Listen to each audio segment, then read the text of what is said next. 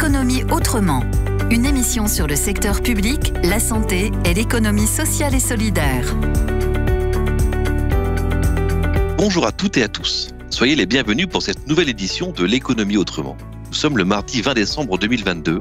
Au micro, Guillaume Le Panéraire. L'économie autrement est le rendez-vous mensuel de Radio KPMG destiné à décrypter les grands enjeux de la santé, du secteur public et de l'économie sociale et solidaire. Cette dernière édition de l'année est consacrée aux nombreux défis entourant la gestion des ressources humaines dans le monde associatif et plus largement dans le secteur du non-profit. La crise sanitaire a eu un impact considérable sur le monde du travail, à la fois sur les organisations, leur fonctionnement et également sur la relation au travail et les attentes des salariés. Dans le monde du non-profit, ces bouleversements sont encore plus importants. Alors que le secteur était déjà confronté à des nécessaires transformations, professionnalisation des acteurs, moindre engagement des salariés à la cause associative ou encore gestion compliquée des bénévoles, le voici aujourd'hui au centre des préoccupations de la société française. L'intérêt général, le sens de l'action, le care, pour utiliser un anglicisme, la responsabilité sociale et environnementale notamment. On sait que dans les prochaines années, les besoins en ressources humaines vont être significatifs dans l'économie sociale et solidaire, dans la santé et dans le secteur public. Ces organisations doivent désormais s'interroger sur leur attractivité. Les défis à relever par les DRH du secteur du non-profit sont donc aujourd'hui multiples. Pour développer le thème de cette émission, nous écouterons tout d'abord l'édito de Bernard Bazillon, associé directeur en charge de l'économie sociale et solidaire chez KPMG. Ensuite, dans le grand angle, j'aurai le plaisir d'échanger avec Thibaut Roncin, directeur des ressources humaines du groupe associatif SOS, leader européen dans l'entrepreneuriat social, et Luc Meuret, associé fondateur du cabinet de recrutement Your Voice Paris, spécialisé dans le secteur de l'économie sociale et solidaire. Enfin, le Zoom mettra à l'honneur Audrey Régnier, directrice générale de Bourrin France, dernier fabricant français d'aiguilles à coudre et expert en mercerie haut de gamme, et qui héberge depuis novembre 2021 un atelier d'insertion textile piloté par la mission locale. Commençons donc cette nouvelle édition de l'économie autrement avec l'édito de Bernard Bazillon. L'édito. Aujourd'hui, le monde associatif doit relever un défi de ressources humaines dû à ses spécificités statutaires. Ce que Simon Cotin-Marx a explicité dans son livre, c'est pour la bonne cause Les désillusions du travail associatif aux éditions de l'Atelier. Mais quelles sont ces spécificités ? Tout d'abord, les associations sont des entreprises. On parle bien d'entreprises associatives, en tant que groupement de personnes concourant à la réalisation d'un projet commun à la base du contrat associatif. De ce fait, inévitablement, une tension apparaît entre logique économique et logique politique. De plus, au sein des associations, l'engagement des salariés est fort, proche parfois du militantisme, ce qui génère des espérances élevées qu'il faut savoir encourager sous toutes ses formes. Cet engagement tend à effacer le lien de subordination qui est pourtant le fondement du contrat de travail et peut aussi créer des tensions avec les institutions représentatives du personnel et les syndicats. De plus, comme dans toutes les entreprises, le monde associatif est aussi le lieu de relations conflictuelles au travail, des conflits que les DRH doivent savoir gérer en tant que professionnels des ressources humaines. Ce constat est d'autant plus prégnant lorsque l'organisation se développe et que son effectif croît. Autre spécificité du secteur associatif, la coexistence de salariés et de bénévoles, source également de difficultés, absence de relations hiérarchiques entre eux et postures différentes de ces deux catégories d'acteurs. Enfin, la gouvernance désintéressée du monde associatif met les dirigeants bénévoles, qu'ils soient administrateurs ou membres du bureau notamment, face à leurs responsabilités d'employeurs. Certains d'entre eux sont démunis, voire esquivent leurs obligations, ce qui peut susciter un malaise entre dirigeants de l'association et salariés. Dans son exercice de prospective vers une société de l'engagement, la Fonda, plateforme de réflexion et laboratoire d'idées du monde associatif, a mis en avant la nécessité de développer des compétences dans les associations, à la fois pour les bénévoles et les salariés, en vue, et pourquoi pas, de se voir confier des responsabilités au sein des instances dirigeantes de l'organisation, conseil d'administration, comité ad hoc, etc. Finalement, toutes ces spécificités qui sont autant de difficultés risquent de démotiver les salariés qui pourraient se désengager des organisations de l'économie sociale et solidaire. Aujourd'hui, pour relever ces défis humains, le monde associatif doit professionnaliser la fonction de dirigeant, salarié ou bénévole, et continuer dans la voie de l'innovation sociale grâce à des dispositifs donnant envie aux salariés de s'engager plus avant dans le projet commun. Et pourquoi ne pas s'inspirer de l'IDAF ? En effet, au sein de l'Institut des dirigeants d'associations et fondations, le club des directeurs de ressources humaines rencontre un vif succès, tant par son format, échange entre pairs, que par ses thématiques, techniques, par exemple identification des éléments constitutifs de complément de salaire, tels l'intéressement et la participation, ou sociologiques sur l'emploi salarié dans l'économie sociale et solidaire, et notamment dans le monde associatif. Et si finalement c'était une voie à suivre? Grand angle. Poursuivons avec le grand angle. Quête de sens, guerre des talents, nouveau mode de travail, emploi des seniors, pression sur les salaires dans un contexte inflationniste, les enjeux en matière de ressources humaines sont aujourd'hui légion. Pour aborder les nombreuses thématiques inhérentes aux ressources humaines et voir comment elles se déclinent dans le secteur associatif, nous avons réuni à notre micro un directeur des ressources humaines de structures associatives, en la personne de Thibaut Roncin, DRH du groupe SOS, un groupe associatif leader de l'entrepreneuriat social en Europe, ainsi qu'un spécialiste du recrutement, en la personne de Luc Meuret, associé fondateur de la société Your Voice Paris, un cabinet de recrutement spécialisé dans le secteur de l'économie sociale et solidaire. Bonjour à tous les deux. Bonjour. Bonjour à tous. Commençons tout d'abord avec vous, Luc Meuret. Avec votre vision de recruteur, comment se caractérise le marché de l'emploi dans le non-profit et est-ce qu'il se distingue du marché de l'emploi marchand? Je me suis permis de vous rassembler quelques chiffres. De quoi on parle quand on parle du marché d'économie sociale solidaire? On parle, alors bon, les chiffres varient en fonction des sources, mais ça varie entre 2 400 000 et 2 600 000 salariés en France, qui représentent 10 à 14% des salariés en France, pour 265 000 établissements employeurs. En Europe, c'est 13 millions, plus de 13 millions de salariés, et qui représentent 6% des salariés pour 2,8 millions établissements employeurs. En France, c'est très éclectique. L'économie sociale solidaire, c'est pour 68% des associations, pour 13% des mutuelles, 12% des coopératives et puis 7% des fondations. Et ça représente 281 000 cadres. Je fais un focus là-dessus parce que c'est plus particulièrement notre marché à nous, cabinet de recrutement, les cadres dirigeants de siège, les cadres territoriaux ou les directeurs d'établissement. Le marché en 2022, ce qu'on observe sur le premier semestre, c'est plus de 15 000 offres d'emploi de cadres dans l'économie sociale solidaire pour 300 000 offres de cadres de manière globale. Dans l'ESS, c'est 7 offres sur 10 qui sont en association. Et majoritairement dans la santé et l'action sociale, donc ça représente 34%. Ce qui est à noter aussi, c'est que la part des contrats à durée déterminée est plus importante dans l'ESS, l'économie sociale solidaire, pour 16%, qu'il ne l'est pour l'ensemble des offres, qui ne l'est que pour 6%.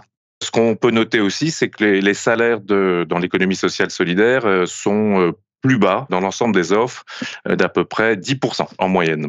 Donc ça, c'est les chiffres du marché. Quelques observations que je peux faire par ailleurs, c'est que ce marché, c'est un secteur de services humains.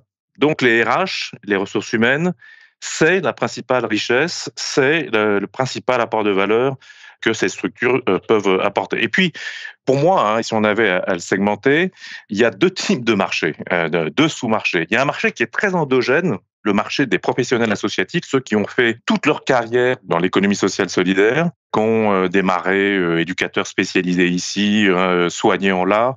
Donc, c'est les métiers de l'ingénierie sociale ou du care de manière générale, qui est plutôt très structuré avec des conventions collectives qui encadrent les métiers et les rémunérations. Par exemple, il y en a d'autres, mais par exemple celui de la FEAP, avec plus de 350 000 professionnels, avec 5 300 établissements. Et là, on a à peu près les mêmes difficultés de marché que l'ensemble des secteurs en France, c'est-à-dire un marché tendu, c'est-à-dire un marché de candidats, avec des exigences en termes de projet, d'équilibre de vie personnelle professionnelle, de flexibilité en matière de contrat, d'horaire, de télétravail et évidemment de salaire. Bon, ça, c'est une première partie du marché. Pour moi, il y a un autre marché, donc ce qui est spécifique aussi à l'ESS, c'est que c'est un marché ouvert et qui accueille très facilement, très volontairement des professionnels qui viennent de tous les horizons. Et pour une raison qui est simple, c'est que c'est la troisième voie, c'est celle du privé solidaire, qui accueille des professionnels qui viennent du public ou qui viennent du monde de l'entreprise. En fait, ce que je voudrais aussi dire, c'est qu'il y a une évolution qui est plus longue. Parce que si on regarde ça sur un cycle long, sur les 20 dernières années, dans le secteur, ça a progressé de manière très significative en matière de salaire et très significative en matière de nombre. Je vous donne juste une illustration. L'emploi dans les fondations et les fonds de dotation a augmenté de 38% de 2010 à 2020, avec aujourd'hui plus de 120 000 professionnels.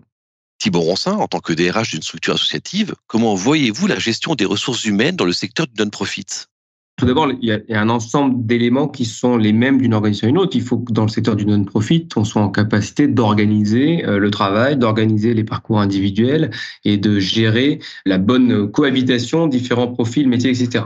Ce qui éventuellement est particulier dans le secteur du non-profit ou plus fort parce que c'est pas supplémentaire, c'est juste que les drivers vont être un petit peu plus élevés que dans d'autres secteurs. C'est le premier élément, c'est le sens et donc les attentes qu'on a quand on rejoint l'ESS.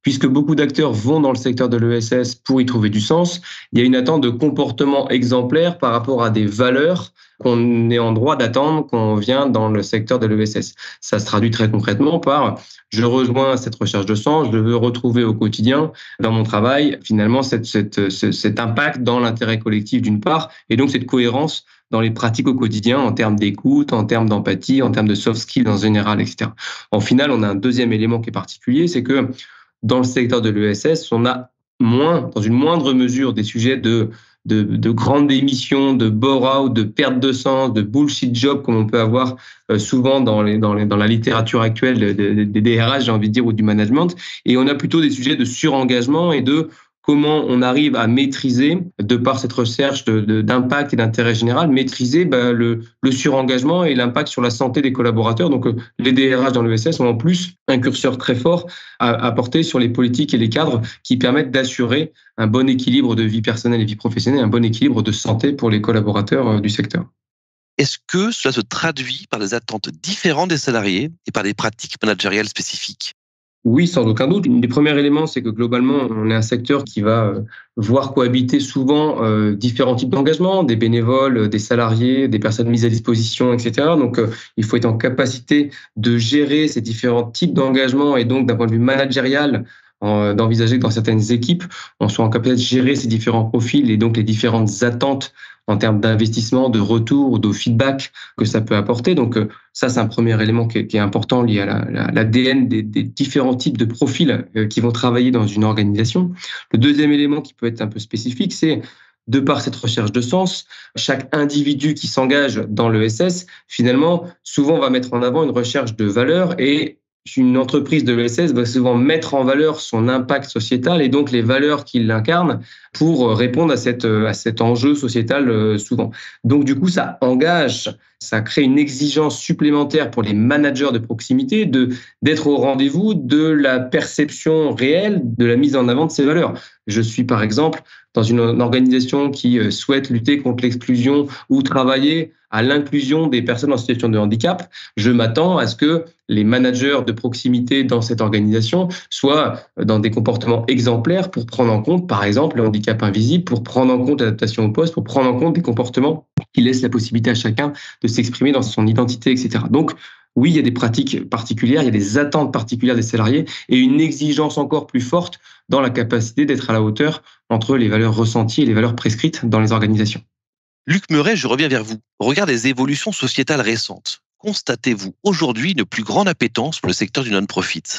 Indéniablement, a fortiori depuis qu'on met en avant les métiers dits essentiels. Puis c'est vrai que sur l'enjeu du sens, je me rappelle d'une phrase de Louis Gallois qui a été prononcée il y a 2-3 semaines. Il disait en fait dans le monde de l'entreprise, il faut susciter l'engagement, alors que chez vous, dans l'ESS, il faut maîtriser l'engagement. Je trouvais ça assez intéressant. Mais c'est vrai que le sens, en fait, les entreprises, elles sont capables d'en produire. Le monde associatif n'a pas le monopole du sens au travail. Curieusement, dans les organisations ou dans le secteur dit à sens, de manière naturelle, dans le secteur de l'ESS, il y a quand même certains professionnels, notamment dans les métiers du care, qui ne trouvent plus ce sens, à cause de conditions de travail dégradées, à cause de contraintes économiques qui les empêchent de rendre du soin de manière qualitative.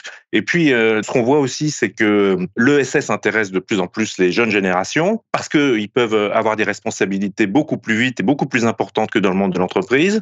Et puis, ce qu'on voit aussi à l'autre bout de la chaîne, c'est que on n'hésite pas à recruter des seniors dans l'ESS, ce qui est peut-être un peu moins vrai dans certaines entreprises. Donc en fait, dans l'ensemble, l'ESS reste très attractive pour les jeunes et puis les moins jeunes. Et puis, je vois un changement de paradigme. Dans les écoles de commerce aujourd'hui, ils encouragent à faire des stages autant dans le secteur associatif que dans le monde de l'entreprise. Dans votre cabinet de recrutement, avez-vous eu la nécessité de proposer une approche différente pour capter les candidats au métier de l'économie sociale et solidaire ? Honnêtement, on n'a pas à faire beaucoup d'efforts. Les professionnels, ils viennent naturellement vers nous. Alors, les professionnels de l'entreprise, j'entends, ils viennent naturellement vers nous. Quand je dis vers nous, c'est vers le secteur de l'ESS. Et ils sont très rares ceux qui, même ceux qui n'ont pas fait une démarche spontanée et que nous avons chassés, que nous avons approchés, qui ont une image négative de l'ESS. En fait, le juge de paix, c'est souvent la rémunération. C'est moins un problème pour les plus jeunes parce que les salaires médians sont relativement équivalents dans le marchand et le non marchand, mais c'est très très vrai pour des cadres dirigeants, ce qui rend pour nous difficile l'approche directe. Donc c'est vrai qu'il y a un moment, ça devient un sujet économique, c'est un sujet de rémunération, et notamment sur les questions de rémunération variable ou de rémunération à la performance, qui fait débat dans le secteur et qui est vraiment pas communément accepté encore. Nous, notre job, c'est de bien analyser en fait l'intégration culturelle des candidats qui viennent de l'entreprise au monde de l'ESS. Ce sont des questions de valeurs, évidemment. Thibault en a parlé tout à l'heure, d'altruisme, d'intérêt à l'autre, et puis aussi quand même de connaître un peu le fonctionnement et la culture associative ou de l'ESS, soit au travers d'expériences associatives ou d'expériences citoyennes bénévoles. Le fait qu'il y ait de plus en plus de formations qui préparent à l'économie sociale et solidaire, y compris dans les très grandes écoles de commerce, ça c'est un signe fort. Et tout le travail de promotion que font certaines organisations, comme encore une fois le groupe SOS auprès des grandes écoles, y contribue pour beaucoup. Enfin, et cela sera ma dernière question, et je vous la pose à tous les deux, quelles évolutions les organisations de l'économie sociale et solidaire doivent-elles imaginer pour mieux attirer et conserver les talents ? Luc Meuret, je vous laisse répondre en premier. Moi, je pense que c'est le projet. Bon, c'est vrai que c'est le projet, mais c'est peut-être aussi ceux et celles qui le portent. C'est l'équipe qui le porte. Et puis peut-être de plus en plus, c'est aussi la manière dont on le porte. Donc, on parle beaucoup, c'est un peu sur toutes les lèvres, la question de la culture managériale. Bon, il y en a certains qui le font depuis longtemps et de façon très bonne, mais c'est pas le cas de tout le monde. En fait, vous savez, moi, ce que je vois depuis quelques années, c'est que quand même, dans le monde non marchand, en ce qui concerne la gestion des hauts potentiels, on a encore des progrès à faire. En fait, ce qu'il faut savoir, c'est qu'il faut arrêter d'opposer en fait le monde marchand et le monde non marchand et le secteur public. En fait, tout le monde va rechercher les mêmes talents ou les mêmes hauts potentiels. On va chercher les mêmes. Donc, c'est vrai que la question de l'offre RH, du marketing RH, de savoir, de construire un parcours, de construire des conditions de travail qui soient attractives, c'est un vrai sujet. On était avec Thibault Ronsin, c'était il y a plus d'un mois, au Forum national des associations et des fondations en table ronde, justement sur l'attractivité des métiers dans le médico-social, dans la santé de manière générale, avec Denis Piveteau qui a rédigé et remis un rapport au Premier ministre en février sur cette question-là de l'attractivité. Et en fait, lui, sa réponse, c'était de dire, en fait, il faut rendre le pouvoir d'agir aux usagers et aussi aux professionnels. Il faut redonner de la perspective en termes d'évolution, en termes de formation, qu'une ASH puisse devenir aide-soignante, qu'une aide-soignante puisse devenir infirmière, qu'une infirmière puisse devenir infirmière en pratique avancée. Donc là, toute la question de l'adaptabilité, de l'écoute, de la participation à la construction du projet. En fait, il y a quelque chose dont on parle pas encore suffisamment, mais je pense qu'on va y venir, c'est aussi la fierté, de redonner de la fierté à exercer leur métier ou de la fierté d'appartenir à un collectif. Ce qu'encore une fois, je pense que le groupe SOS sait très très bien faire. À côté de ça, il y a quand même, et toujours, ça c'est le bas de la pyramide de Maslow, toujours la question de la revalorisation des conditions matérielles. Et là, c'est presque un débat avec les pouvoirs publics. Les organisations elles-mêmes ne peuvent pas donner toutes les réponses. Thibault Ronsin, qu'en pensez-vous ? En complément de ce point, je pense que le premier sujet, c'est effectivement de faire connaître finalement les métiers qui composent la myriade des secteurs de l'ESS. Et les premiers sujets, c'est de faire connaître les métiers qui sont dits réglementés, qui sont finalement des services publics portés par des acteurs du privé non lucratif et sur lesquels aujourd'hui il y a une question de valorisation par la société de ces métiers. On l'a vu avec la crise sanitaire récente. Donc, faire connaître les métiers, les accès à ces métiers, casser les silos pour être en capacité de créer des passerelles, plus que des vocations ad vitam aeternam, et se dire que des passerelles entre le privé, le public lucratif, le privé non lucratif sont facilitées, des passerelles de compétences pour être capable de passer d'un secteur à l'autre et pas forcément avoir des murs pendant toute une carrière professionnelle. Donc, créer de la porosité, faciliter les transferts de compétences, assumer une partie de flexibilité dans la recherche de travail entre le temps plein, le temps partiel, la liberté d'action, etc. Ça permettra de compléter le fait que le sens ne suffit plus, même s'il est essentiel, et d'assurer des organisations plus attractives. Alors, en réalité, c'est pas l'ESS doit se réinventer, c'est finalement l'économie de demain qui doit être une économie sociale et solidaire. Donc, c'est finalement une économie qui montre, et on le montre au quotidien, dans l'ESS, on est en capacité d'avoir des entreprises qui ont des modèles économiques solides, qui créent de la valeur certes financière, mais surtout de la valeur forte avec un impact sociétal et environnemental important. Un grand merci à vous, messieurs, pour cet échange très intéressant. Le Zoom. Dernière rubrique de l'émission, le Zoom. Aujourd'hui, nous donnons la parole à Audrey Régnier, directrice générale de Bohain France, unique et dernier fabricant français d'aiguilles et d'épingles et expert en négoce international de mercerie premium, qui est implanté dans l'Orne en Normandie depuis 1833. Bonjour Audrey Régnier. Bonjour à toutes et à tous. Audrey Régnier, vous avez repris avec votre mari l'entreprise Bohain France en janvier 2018. Quelles étaient vos motivations pour relever un tel défi ? J'étais déjà salariée de l'entreprise, ce qui fait que je connaissais les atouts directement de l'interne. Mais mes motivations ont été assez nombreuses. Déjà, développer un savoir-faire français sur des machines ancestrales, puisque nos machines ont entre 150 et 200 ans. J'avais vraiment aussi l'ambition de casser les clichés, parce qu'on pense souvent une aiguille, c'est simplement pour du loisir créatif, de la broderie, alors qu'en fait, sans aiguille, nous serions tous tout nus. Donc, on n'a pas imaginé ça forcément au quotidien, mais sans aiguille, on ne pourrait pas s'habiller, on ne pourrait pas se protéger des agressions extérieures, se protéger du froid. Et puis aujourd'hui, je ne pense pas qu'on travaille et qu'on habite dans une société naturiste. Donc, on a vraiment besoin de l'aiguille à coudre. Et dernière motivation, et pas des moindres, c'est qu'on a une entreprise qui fait aujourd'hui 4,3 millions de chiffre d'affaires sur sa production, son négoce et le tourisme industriel. Et on exporte dans 40 pays.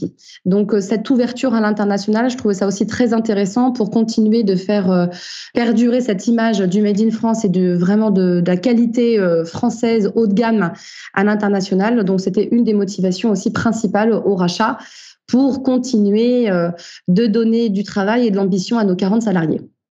Depuis novembre 2021, votre société héberge gratuitement un atelier d'insertion textile piloté par la mission locale. Pouvez-vous nous en dire plus sur cette initiative très intéressante ?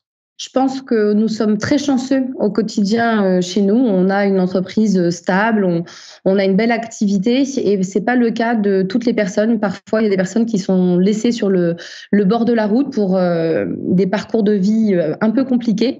Et finalement, comme j'ai beaucoup d'espace ici, j'ai voulu monter avec la mission locale par le travail, redonner une chance à certaines personnes, par la valeur du travail, par la valeur du lien social aussi. On a monté cet atelier d'insertion par la création textile. Aujourd'hui, on a une dizaine de personnes en permanence qui est dans cet atelier avec, pour l'instant, 100% de sorties positives. Donc, je trouvais ça important de redonner un petit peu de notre chance et de notre bonheur à des personnes qui n'avaient peut-être pas cette chance à la base et les remettre sur les rails en les hébergeant gratuitement ici. Quels sont les prochains défis pour Bohain France ? Les prochains défis sont assez nombreux. Déjà, c'est sortir de toute cette période un petit peu trouble en tenant nos coûts en interne, donc une restructuration interne. Mais les projets sont beaucoup aussi sur le développement, puisqu'on a l'ambition de monter un bureau aux États-Unis pour permettre d'être beaucoup plus réactif pour tous nos clients américains. Et l'ambition est aussi de pouvoir faire de la croissance externe en France avec le rachat d'autres savoir-faire français. Merci Audrey Régnier. J'espère que votre parcours pourra servir d'inspiration pour de nombreux entrepreneurs et dirigeants en France. Il est temps à présent de conclure cette édition de l'économie autrement. Je voudrais remercier une nouvelle fois nos invités ainsi que tous les contributeurs de cette émission. Nous vous donnons rendez-vous le 31 janvier 2023 pour une nouvelle édition de l'économie autrement. Et d'ici là, vous pouvez retrouver toutes nos émissions sur l'application Radio KPMG et sur les principales plateformes numériques, dont kpmg.fr. Je vous souhaite d'excellentes fêtes de fin d'année. Kenavo. L'économie autrement, Une émission de Radio KPMG.